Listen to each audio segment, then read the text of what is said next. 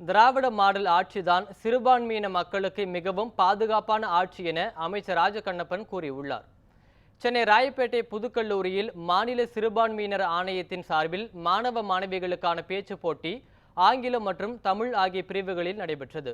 பால்வளத்துறை அமைச்சர் ராஜகண்ணப்பன், மாநில சிறுபான்மையினர் ஆணைய தலைவர் அருட்தந்தை சோஜோ அருண் ஆகியோர் கலந்து கொண்டு போட்டியை தொடங்கி வைத்தனர்.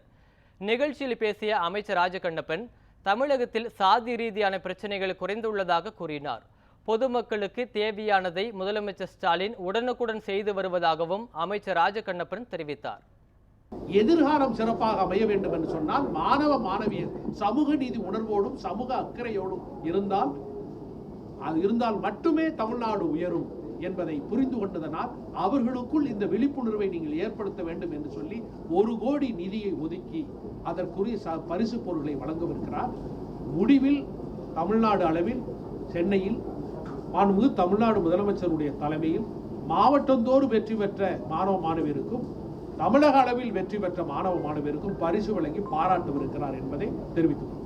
இந்த பேச்சு போட்டியிலே சென்னை மாவட்டத்தைச் சேர்ந்த 79 மாணவர்கள் தமிழ் மற்றும் ஆங்கிலத்திலே பேசுவதற்காக பதிவு செய்துள்ளார்கள்.